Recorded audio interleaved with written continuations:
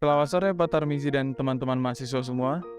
Pada kesempatan kali ini, kami dari kelompok 1 ingin mempresentasikan mengenai alasan mengapa kita perlu mempelajari bahasa Indonesia.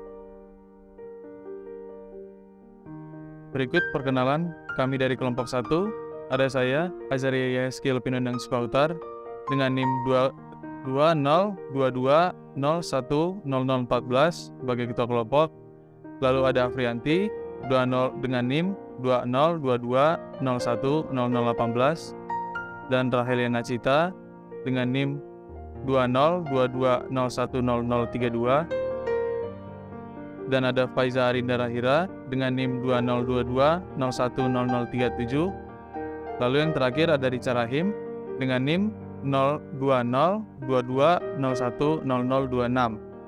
Sekian perkenalan kami dari kelompok 1.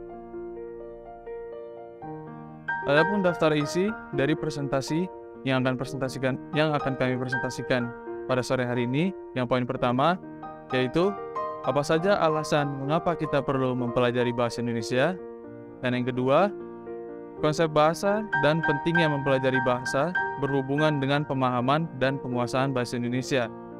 Yang ketiga, ada sejarah dan status bahasa Indonesia sebagai bahasa nasional mempengaruhi pemahaman dan penguasaan bahasa Indonesia. Yang keempat, penguasaan bahasa Indonesia yang baik dapat meningkatkan komunikasi efektif dalam konteks lokal. Yang kelima, fungsi bahasa Indonesia dalam meningkatkan identitas nasional. Dan yang poin terakhir 6, peran bahasa Indonesia dalam meningkatkan komunikasi efektif di dunia kerja. Nah, latar belakang dari masalah yang akan kita bahas kali ini yaitu alasan pentingnya mempelajari bahasa Indonesia sebagai bahasa nasional dan resmi di Indonesia telah menjadi topik yang relevan dalam konteks pendidikan dan budaya dalam masyarakat. Bahasa Indonesia sebagai bahasa resmi dan bahasa pengantar dalam sistem pendidikan di Indonesia memiliki peran yang signifikan dalam memfasilitasi komunikasi, membentuk identitas budaya, serta mempengaruhi pengembangan karir dan peluang kerja seseorang. Nah, untuk poin pertama, apa saja alasan mengapa kita perlu mempelajari bahasa Indonesia? Alasan yang pertama, meningkatkan identitas nasional. Mempelajari bahasa Indonesia dapat membantu individu memahami dan menghargai nilai-nilai budaya, sejarah, dan keberagaman masyarakat Indonesia, serta memperkuat identitas nasional sebagai warga negara Indonesia. Nah, yang alasan kedua, dapat meningkatkan komunikasi yang efektif. Mempelajari bahasa Indonesia dapat meningkatkan kemampuan komunikasi efektif dalam berbagai situasi seperti berbicara, menulis, membaca, dan mendengar dalam bahasa Indonesia, dalam konteks formal maupun informal. Nah, alasan yang ketiga, untuk pendidikan.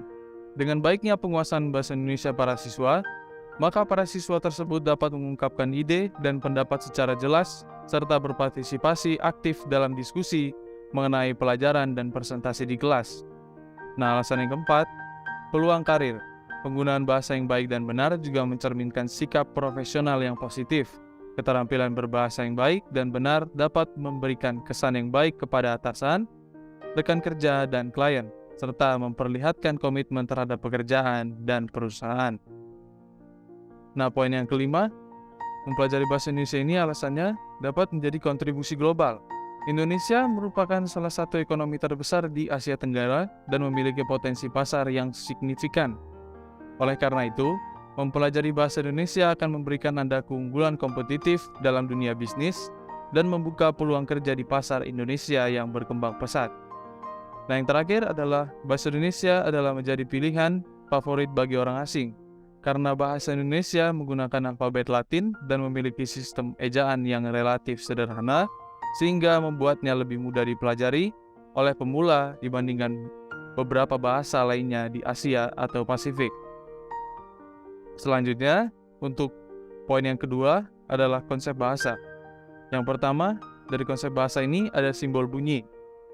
Simbol dalam bahasa digunakan untuk mempresentasikan makna. Misalnya kata rumah dalam bahasa Indonesia mempresentasikan suatu konsep objek fisik yang berarti tempat tinggal. Nah, yang kedua ada tata bahasa, mengacu pada aturan-aturan dan pola-pola yang digunakan untuk membentuk kata, frasa, dan kalimat dalam bahasa Indonesia.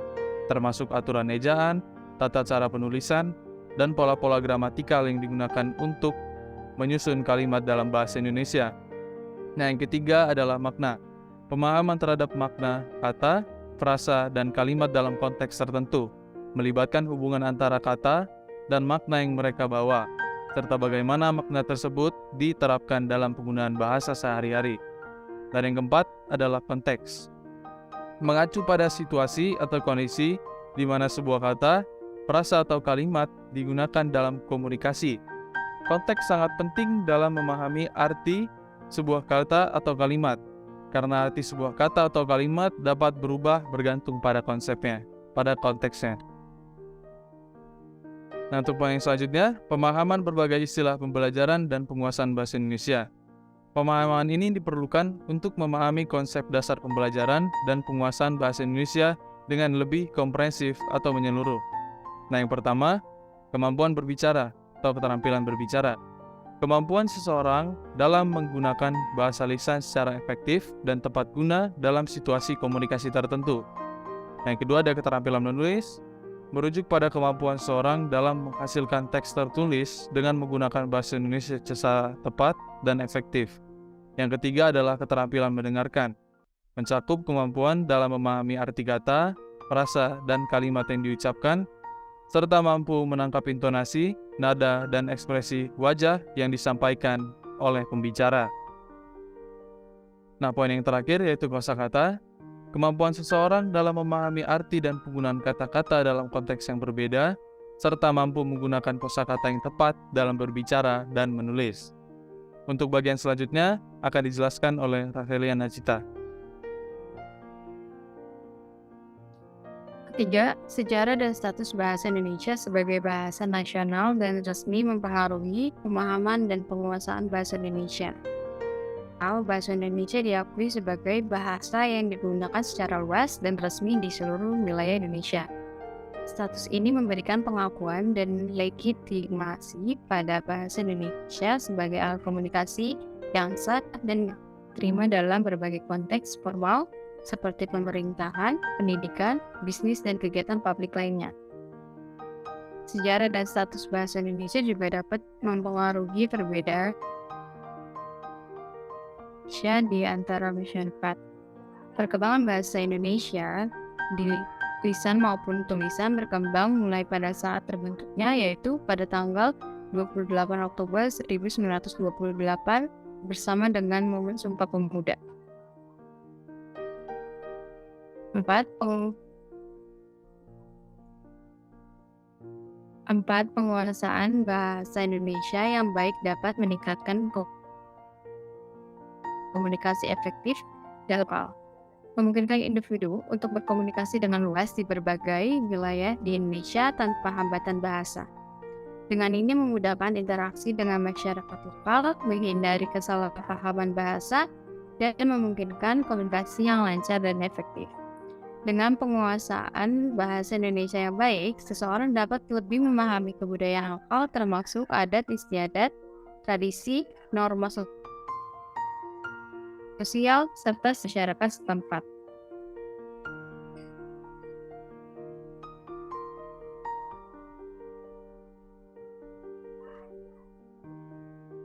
Yang kelima, kita akan menjelaskan tentang fungsi bahasa Indonesia dalam meningkatkan identitas nasional. Dalam poin ini dapat dijelaskan bagaimana bahasa Indonesia berperan dalam memperkuat identitas nasional bangsa Indonesia. Dapat diuraikan tentang peran dan persatuan bangsa, serta sebagai alat untuk melestarikan budaya dan tradisi lokal dalam bingkai nasional.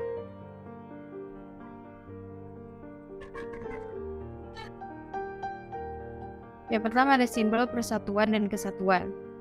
Bahasa Indonesia menjadi alat komunikasi yang digunakan oleh seluruh warga negara Indonesia tanpa memandang suku, agama, ras, dan budaya. Yang kedua adalah alat pencapaian identitas. Berperan sebagai alat untuk memperkuat dan melestarikan identitas budaya lokal dalam bingkai identitas nasional.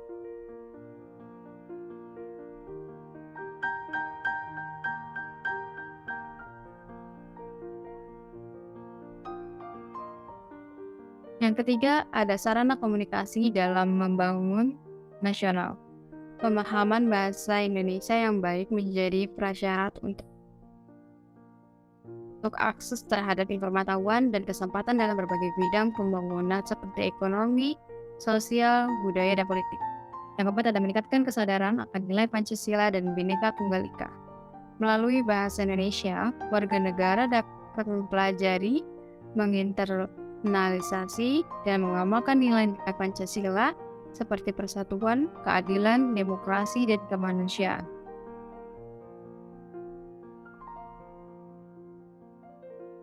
Yang keenam, ada peran bahasa Indonesia dalam meningkatkan komunikasi efektif di dunia kerja.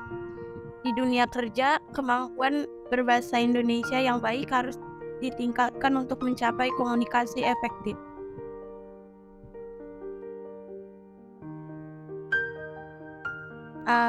Yang pertama, memperkuat komunikasi antar rekan kerja, yaitu dengan kemampuan berbahasa Indonesia yang baik, karyawan dapat berkomunikasi dengan jelas dan efektif dalam memahami dan menyampaikan pesan kepada sesama rekan kerja, baik secara lisan maupun tulisan. Dan yang kedua, meningkatkan hubungan klien dan pelanggan. Berinteraksi dengan klien atau pelanggan yang menggunakan bahasa Indonesia sebagai bahasa komunikasi.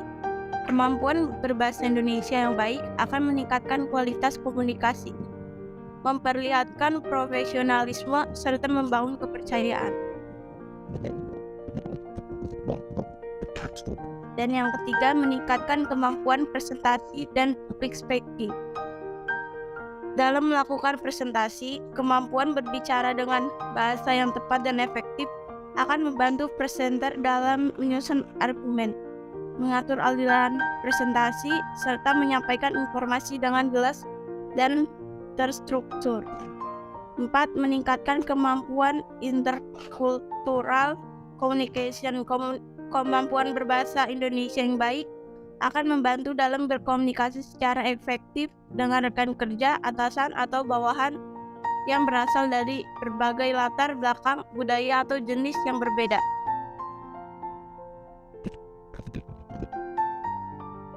Berikut akan dijelaskan dengan Al.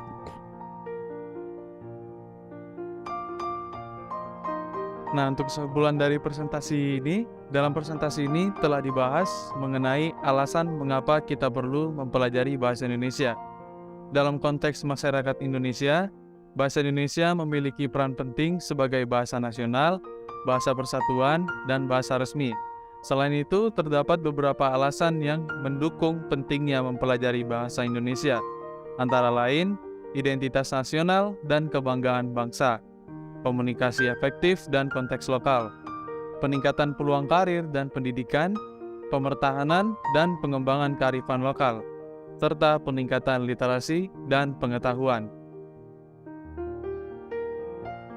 Berikut referensi link atau artikel yang kami dapatkan untuk membuat presentasi materi dari presentasi kali ini. Sekian presentasi kami dari kelompok 1 mengenai alasan mengapa kita perlu mempelajari bahasa Indonesia. Semoga presentasi ini dapat bermanfaat untuk kita semua. Terima kasih.